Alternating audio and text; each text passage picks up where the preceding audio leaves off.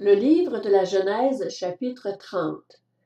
Lorsque Rachel vit qu'elle ne donnait pas d'enfant à Jacob, elle fut jalouse de sa sœur et dit à Jacob, « Donne-moi des enfants ou je meurs. » La colère de Jacob s'enflamma contre Rachel et il dit, « Suis-je à la place de Dieu qui t'empêche d'avoir des enfants? » Elle dit, « Voici ma servante Bila, aie des relations avec elle, qu'elle mette un enfant au monde sur mes genoux, et que par elle j'ai aussi des fils. » Elle lui donna pour femme sa servante Bila, et Jacob eut des relations avec elle.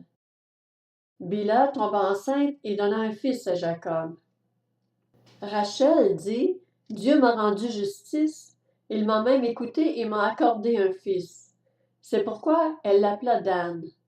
Bila, la servante de Rachel, tomba encore enceinte et donna un deuxième fils à Jacob. Rachel dit, « J'ai lutté divinement contre ma sœur et j'ai été victorieuse. » Et elle l'appela Nephtali. Voyant qu'elle avait cessé d'avoir des enfants, Léa prit sa servante Zilpa et la donna pour femme à Jacob. Zilpa, la servante de Léa, donna un fils à Jacob. Léa dit, « Quel bonheur! » Et elle l'appela Gad. Zilpa, la servante de Léa, donna un deuxième fils à Jacob. Léa dit, « Que je suis heureuse! » Oui, les femmes me diront heureuse. Et elle l'appela Aser.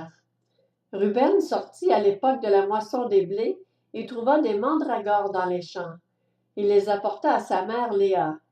Rachel dit alors à Léa, « Donne-moi, je t'en prie, des mandragores de ton fils. » Elle lui répondit, « Est-ce trop peu d'avoir pris mon mari pour que tu prennes aussi les mandragores de mon fils? » Rachel dit, « Eh bien, il couchera avec toi cette nuit en échange des mandragores de ton fils. » Le soir, quand Jacob revint des champs, Léa sortit à sa rencontre et dit, « C'est vers moi que tu viendras, car je t'ai eu en salaire pour les mandragores de mon fils. » Et il coucha avec elle cette nuit-là. Dieu exauça Léa. Elle tomba enceinte et donna un cinquième fils à Jacob. Léa dit, « Dieu m'a donné mon salaire parce que j'ai donné ma servante à mon mari. » Et elle l'appela Issachar. Léa tomba encore enceinte et donna un sixième fils à Jacob. Léa dit, « Dieu m'a fait un beau cadeau. Cette fois, mon mari habitera avec moi, car je lui ai donné 6 fils. » Et elle l'appela Zabulon. Ensuite, elle mit au monde une fille qu'elle appela Dina. Dieu se souvint de Rachel, il l'exauça et lui permit d'avoir des enfants. Elle tomba enceinte et mit au monde un fils.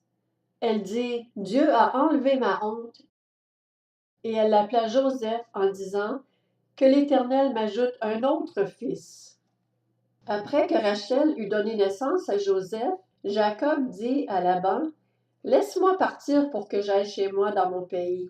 Donne-moi mes femmes et mes enfants pour lesquels je t'ai servi et je m'en irai. Tu sais en effet quel service j'ai accompli pour toi. » Laban lui dit, « Si seulement je pouvais trouver grâce à tes yeux. J'ai appris que l'Éternel m'avait béni à cause de toi. Fixe-moi ton salaire et je te le donnerai. » Jacob lui dit, « Tu sais comment je t'ai servi et ce qu'est devenu ton troupeau avec moi. Le peu que tu possédais avant mon arrivée a beaucoup augmenté et l'Éternel t'a béni sur mes traces.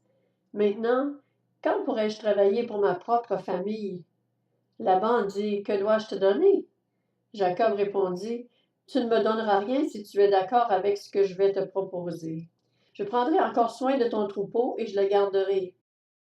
Je parcourrai aujourd'hui tout ton troupeau pour en retirer, parmi les brebis, tout agneau tacheté et marqueté, et tout agneau noir, et parmi les chèvres, tout ce qui est marqueté et tacheté. Ce sera mon salaire. Ma droiture répondra pour moi demain quand tu viendras voir mon salaire. Tout ce que ne sera pas tacheté et marqueté parmi les chèvres et noir parmi les agneaux, ce sera de ma part un vol. » Laban dit, « Qu'on fasse donc comme tu l'as dit. » Le jour même, Laban retira les boucs rayés et marquetés, toutes les chèvres tachetées et marquetées, toutes celles où il y avait du blanc, et tout ce qui était noir parmi les brebis, et il les confia à ses fils. Puis il mit une distance de 3 journées de marche entre Jacob et lui. Quant à Jacob, il prit soin du reste du troupeau de Laban. Jacob prit des branches vertes de peuplier, d'amandier et de platane. Il y pela des bandes blanches, mettant à nu le blanc qui était sur les branches. Puis il plaça les branches qu'il avait pelées dans les auges, dans les abreuvoirs, en face des brebis qui venaient boire, pour qu'elles entrent en chaleur en venant boire. Les brebis entraient en chaleur près des branches, et elles faisaient des petits rayés tachetés et marquetés. Jacob séparait les agneaux, et il mettait ensemble ce qui était rayé et tout ce qui était noir dans le troupeau de Laban. Il se fit ainsi des troupeaux à part, qu'il ne réunit pas au troupeau de Laban.